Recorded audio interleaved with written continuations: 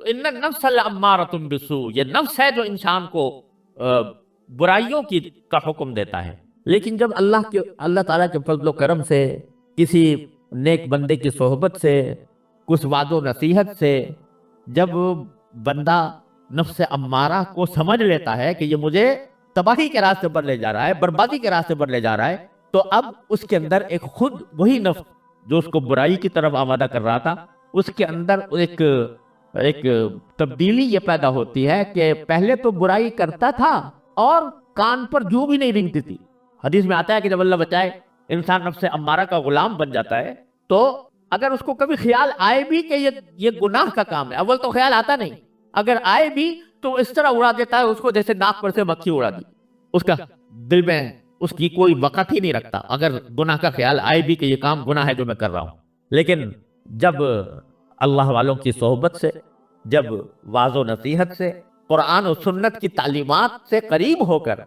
جب بندہ آگے بڑھتا ہے، تو اس وقت پہلی تبدیلی تو یہ پیدا ہوتی ہے کہ گناہ کو گناہ سمجھتا ہے اور اس کی وجہ سے شرمندہ بھی ہوتا ہے اور اپنے آپ کو ملامت بھی کرتا ہے کہ ہائے مجھ سے یہ غلطی ہو گئی، ہائے مجھ سے یہ گناہ ہو گیا، کاش کہ میں یہ نہ کرتا۔ تو یہ مرحلہ ہے کہ جس کو قرآن کریم میں تعبیر کیا ہے نفس لوامہ،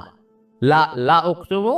بیوم القیامت ولا اقسم بالنفس اللوامہ، یہ نفس لوامہ ہو جاتا۔ لوامہ کے معنی کیا ہے؟ ملامت کرنے والا، وہی نفس جو پہلے کہہ رہا تھا گناہ کرو،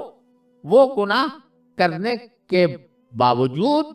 دل میں ملامت پیدا کرتا ہے کہ ہائے مجھ سے یہ ہو گیا، ندامت پیدا ہوتی ہے۔ تو اس کا نتیجہ کیا ہوتا ہے کہ آدمی پھر استغفار کی طرف مائل ہوتا ہے کہ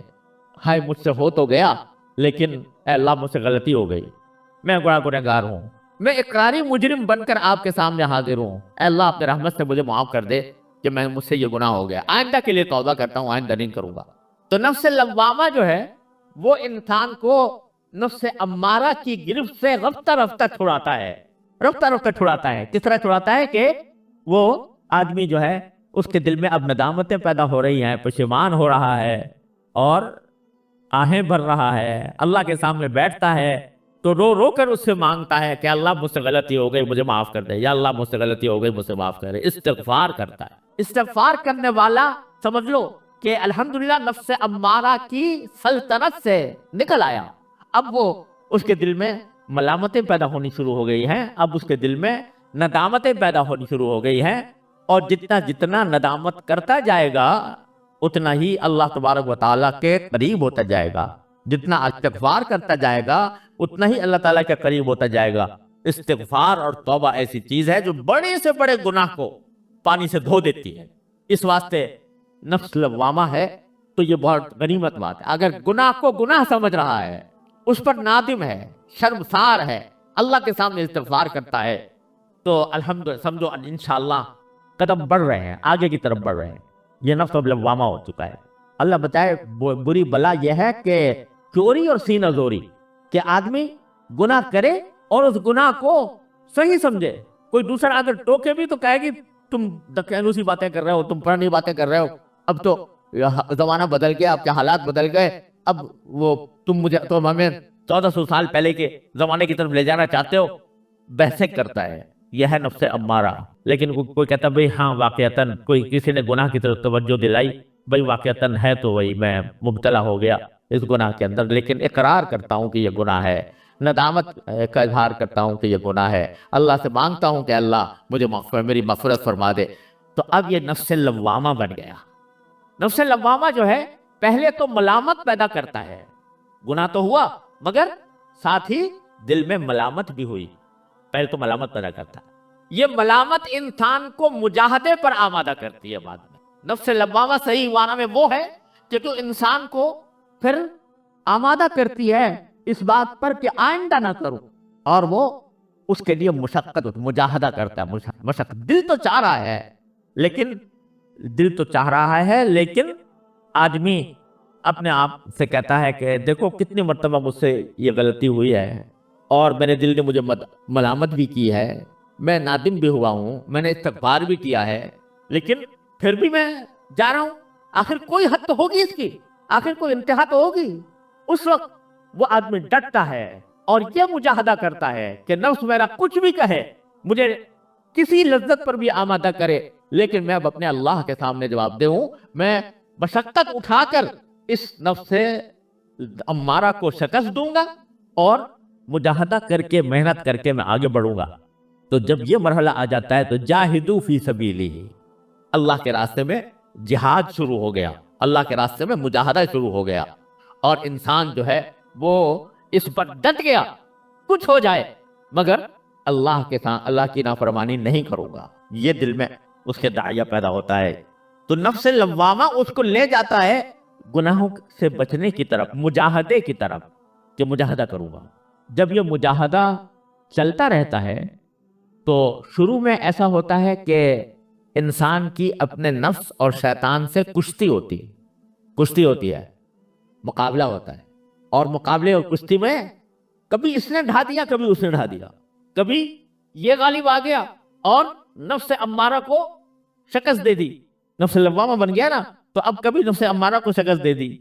الحمدللہ اس پر اللہ کا شکر ادا کرتا ہے۔ کبھی کسی وقت موقع پاتا ہے تو وہ پھر دوبارہ ڈس جاتا ہے، دوبارہ آ کر نفس امارہ حملہ کر دیتا ہے اور یہ چت ہو جاتا ہے، لیکن چت ہونے کے باوجود اس پر سینہ زوری نہیں کرتا، دوبارہ اللہ تبارک و تعالیٰ کی بارگاہ میں حاضر ہوتا ہے، یا اللہ میں نے ارادہ تو کیا تھا، میں نے ایک مرتبہ اس کو شکست بھی دی تھی، میں نے اپنے آپ کو مجاہدہ کرنے پر آمادہ بھی کیا تھا، لیکن پھر میں مبتلا ہو گیا اپنے نفس کے، یا اللہ مجھے معاف کر دے، یا اللہ مجھے معاف کر دے۔ تو کیا ہوتا ہے کہ جب استغفار کثرت سے کرتا رہتا ہے بندہ، استغفار کثرت سے کرتا رہتا ہے اور مجاہدہ کرتا رہتا ہے اور کوشش کرتا رہتا ہے، تو ایک وقت ایسا آ جاتا ہے، اور ضرور آ جاتا ہے کہ اب یہ نفس مطمئنہ بن جاتا ہے، نفس مطمئنہ، یا ایتھا النفس المطمئنہ ارجعی الی ربک راضیۃ مرضیہ۔ نفس مطمئنہ بننے کے کیا معنی؟ کہ اب اس میں خواہشیں ہی اچھی پیدا ہوتی ہیں، اب اس میں وہ خواہشیں جو پرانی ہوا کرتی تھیں، گناہوں کی خواہش اور معصیتوں کی خواہش، وہ خواہشیں دب جاتی ہیں، یہ سمجھ لو فنا نہیں ہوتی، لیکن دھیمی پڑ جاتی ہیں، ہلکی پڑ جاتی ہیں، اور دھیمی ہلکی پڑ جانے کے نتیجے میں جو اچھی خواہشات ہیں وہ ابھر کر آتی ہیں، اور اس کا نتیجہ یہ ہوتا ہے کہ آدمی بڑا اطمینان کی زندگی گزارتا ہے، الحمدللہ میں اپنے رب کے آگے سرخ روح ہوں گا انشاءاللہ۔ یہ نفس مطمئنہ ہے، آخر میں جا کر نتیجہ یہ نکلتا ہے، شروع ہوا تھا نفس امارہ سے اور انتہا ہوئی آ کر نفس مطمئنہ پر، لیکن کس طرح ہوئی؟ مجاہدے سے ہوئی، کوشش کر کے ہوئی۔ ہاتھ پہ ہاتھ دھر کے بیٹھ جائے آدمی اور یہ چاہے کہ میں چھلانگ لگا کر نفس مطمئنہ پیدا کر لوں، یہ نہیں ہو سکتا، ان مدارج سے گزرنا پڑے گا، ان مدارج سے گزرنے کے لیے مجاہدہ کرنا پڑے گا، اپنے آپ کو تیار کرنا پڑے گا، مشقتیں اٹھانی پڑیں گی، اور اس میں اگر دل ٹوٹتا ہے تو ٹوٹے، آرزویں برباد ہوتی ہیں تو ہوں، تمنائیں پامال ہوتی ہیں تو ہوا کریں، لیکن میں اپنے اللہ کو راضی کرنے کے لیے تیار ہوں۔ تو یہ سارے مدارج ہیں جن سے انسان گزرتا ہے تو اس کو نفس مطمئنہ حاصل ہو جاتا ہے، اور قرآن کریم کہتا ہے کہ جب نفس مطمئنہ حاصل ہو جاتا ہے اور اس انسان کا انتقال ہوتا ہے، جب اس کو موت آتی ہے، تو یہ کہا جاتا ہے کہ یا ایتھا النفس المطمئنہ ارجعی الی ربک راضیۃ مرضیہ، یہ آواز آتی ہے باقاعدہ، یہ اعلان ہوتا ہے کہ اے نفس مطمئنہ اب اپنے پروردگار کی طرف لوٹ جا، ایسی طرح لوٹ جا کہ راضیۃ مرضیہ، تو اللہ سے راضی اور اللہ تجھ سے راضی، فادخلی فی عبادی وادخلی جنتی، اب میرے بندوں میں داخل ہو جا، اب میری جنت میں داخل ہو۔ تو یہ سارا کچھ جو ہوتا ہے نا بھائی، یہ مجاہدے سے ہوتا ہے۔ مجاہدہ کیا ہے؟ کہ نفس کی خواہشات کی خلاف ورزی کرے انسان اور اپنے آپ کو روکے،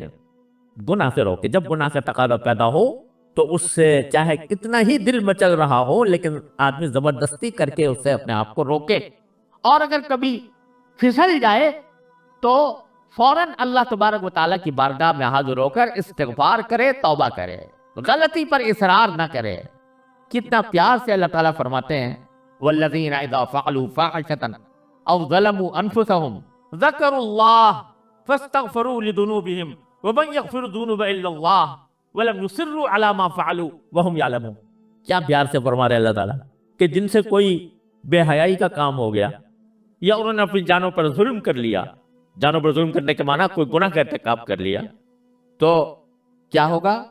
فَعَاشَةً أَوْ ظَلَمُوا أَنفُسَهُمْ ذَكَرُوا اللَّهَ، اس وقت بھی وہ اللہ کو ذکر کرتے، اللہ کو یاد کرتے ہیں، فَاسْتَغْفِرُوا لِذُنُوبِهِمْ، اپنے گناہوں کی معافی مانگتے ہیں، وَمَن يَغْفِرُ الذُّنُوبَ إِلَّا اللَّهُ، اور اللہ کے سوا کون ہے جو ان کے گناہوں کو معاف کرے، وَلَمْ يُصِرُّوا عَلَى مَا فَعَلُوا، اور جو کچھ گناہ کر بیٹھے تھے اس کے اوپر اصرار نہیں کرتے جان بوجھ کر، تو ان کو اللہ تعالیٰ نے تعریف کے پیرائے میں بیان فرمایا ایسے لوگوں کو کہ جن سے گناہ سرزد ہو اور وہ استغفار کی طرف متوجہ ہوں، توبہ کی طرف متوجہ ہوں، اور پھر اللہ تبارک و تعالیٰ کی بارگاہ میں حاضر ہو کر اپنی گناہوں کی معافی مانگے۔ جتنا جتنا اللہ کے سامنے بندہ نادم ہوگا، شرمسار ہوگا، اتنا ہی انشاءاللہ اس کو توفیق ہوگی، مجاہدے کی توفیق ہوگی، اور مجاہدے کی توفیق ہوگی تو انشاءاللہ نفس مطمئنہ کی طرف قدم بڑھتے جائیں گے۔ یہ جو ہے نا استغفار، اس کو معمولی بات نہ سمجھو، اور اپنے گناہوں پر حسرت اور ندامت اس کو معمولی بات نہ سمجھو، یہ جو ہے یہ انسان کو بالآخر انشاءاللہ نفس مطمئنہ تک پہنچائے گی، اور ضرور پہنچائے گی۔ ہمارے بزرگ تھے حضرت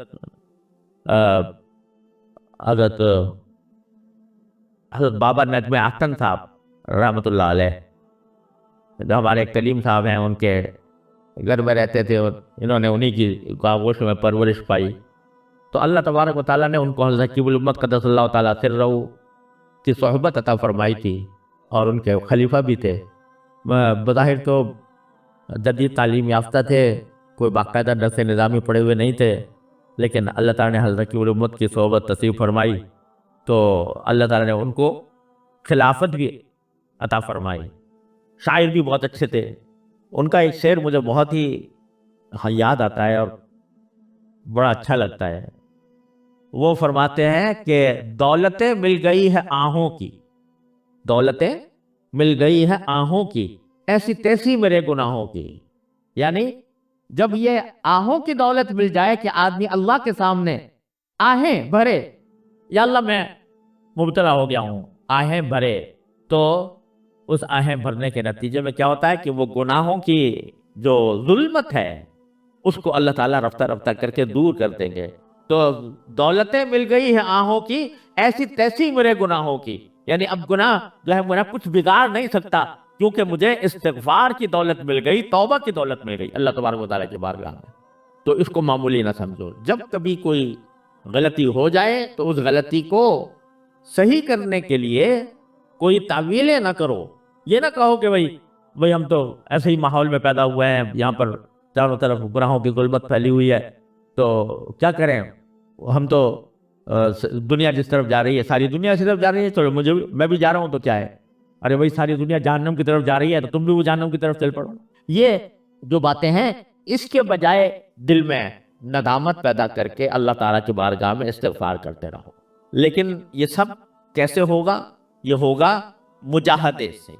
مشقت اٹھانے سے۔ دل نہیں چاہ رہا کسی کام کو مگر زبردستی کرنی ہے، دل نہیں چاہ رہا کسی گناہ سے بچنے کو مگر دل کو آمادہ کرنا ہے کہ گناہ سے بچے، یہ زبردستی کرنی پڑتی ہے اپنے نفس کے اوپر۔